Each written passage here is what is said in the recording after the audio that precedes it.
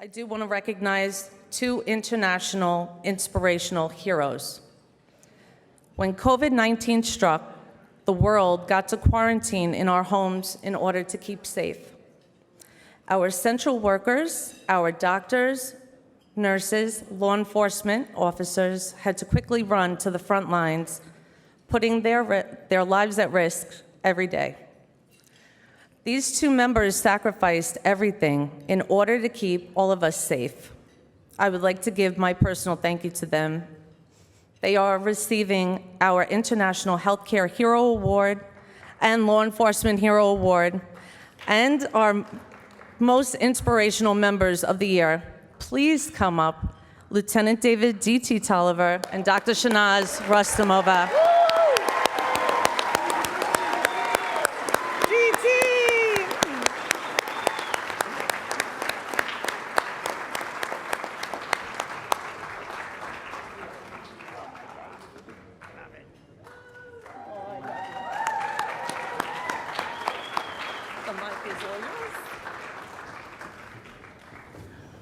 Well, good evening, everyone. It's fancy tonight, and I totally appreciate the fanciness. Someone next to me at the table said, DT, just be you. So I'm gonna try and just let it flow, and you can kind of get an idea of who I am. For those that know me already, you probably know what to expect from me. So I'm excited. And people are saying, okay, why? I'm even asking myself, why? But then I thought about it. It kind of reminds me of Brazilian Jiu-Jitsu tournaments, international tournaments. When you look in this venue, everywhere you look, someone is eating, sleeping, dreaming Brazilian Jiu-Jitsu. Doesn't matter how old they are, what country they're from, what age they are, it's like a venue of just Brazilian Jiu-Jitsu. And it's like, yeah. Well, I think of us, this group, everyone in here in some way, shape, or form is eating, sleeping, dreaming, drinking, helping someone else, sharing to help someone else, leading by example. And not for nothing, I think there's a lot of us, if not all of us, that are trying to separate ourselves from the average Joe and the average Jane. You know, and that's an incredible space to take up tonight, and that's how I feel. You know, I don't know how the lives of you are going, but I think it's pretty fast. For me, 26.4. That's what the retirement system's tracking me at this point. And then I had 10 years in the military, and in law enforcement. Where's Jens? Where's Jens? Raise your hand, Jens. There we go. That's a brother. That's a law enforcement brother. And who else is in here as law enforcement? They're my brothers, right? But let me tell you, I've seen horrible things. I've witnessed written reports, seen videos of horrible things, met great people, and then saw more horrible things. And that's how law enforcement is. But let me tell you, you are a group, I'm getting ready to say, I'm retiring. January 3rd, 2022, you know? And my organization, all they got was a memo. I got to tell you in person. You gotta, so. Anxiety, yes. A little creepiness because I'm gonna wake up and get paid till I die and I'm not doing any work. That to me is pretty awesome. So I'm thankful, right? So I thank Stephanie and the team for appreciating everyone in here, because it's an awesome appreciation as a group, you know, and that's how I feel. So inspirational, right? I don't know. I think everyone in here could agree that there are lots of ways to inspire or be inspired. And the happy people are easy to inspire, but what if they're not happy, right? So I say this. I have a few that I want to point out for inspiration, and then of the myriad of other concepts, right? One serious, and then a couple kind of lighthearted, right? Seriously, everyone in here probably has a list of like, happened in my life, the not so cool thing that happened in my life. Some of us have lists, and some of us are saying that's the boo-boo list, the funky list, the like bummer list, my uh-ohs and close calls in my life list. You know, that's what I'm talking about. So I'll share first. Before you guys share, everyone will get up here and share theirs. Probably not. Okay.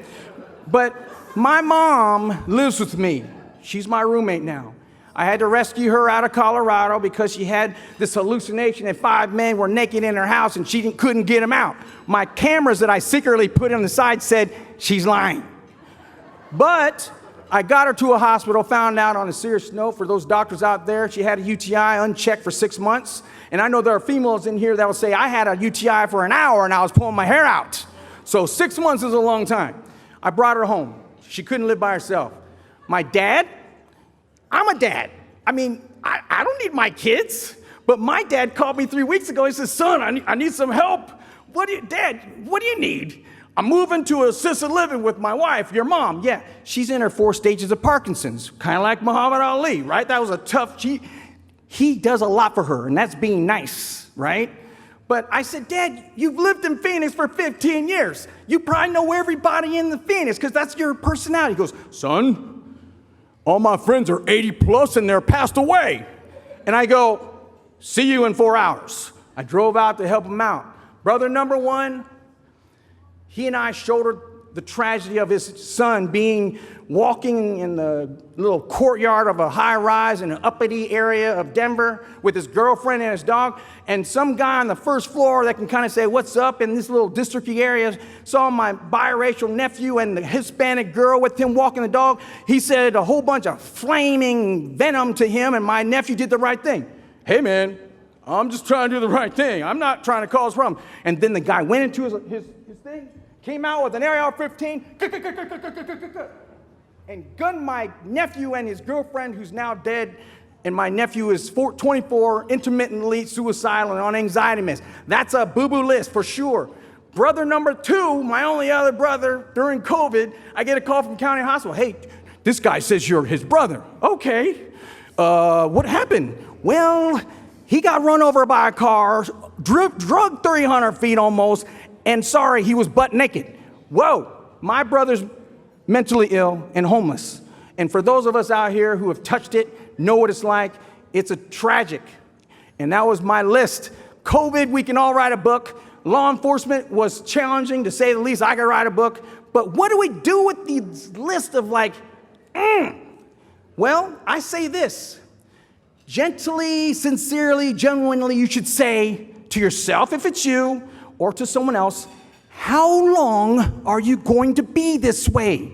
Now, you don't have to raise your hand, but someone in here saying, well, it depends on the person. Depends on the situations. I get it. All these things, you're 100% right. But we can still plant a seed that says, hey, how long is it going to last? The simplest of it is the greeting. I think you should say, 1, what's up? That's what they say, right? How you doing? Here's what I say, staying thankful. They go, whoa. I might say, being humble. Whoa. Inspiration in a second, in just your greeting. And then the last thing I tell you is about the hat, right? This is a hat. It says, be a good person, right? And here's what happens in New York this past few days. Man, that's a cool hat because it says, be a good person. Whoa, I like the concept. I like it. And I said, okay, this is inspiration in a second. And the story I leave with you is my nephew. And I think everyone can relate to this one. Hey, DT, when you gonna get me a be a good person hat? Not. You're kind of rude and you're kind of a jerk. He goes, oh, DT. His birthday comes up. DT, when you gonna get me a hat? I said, you know what? Are you being humble? Are you being thankful? Are you being a good person? Okay, I'll get you one.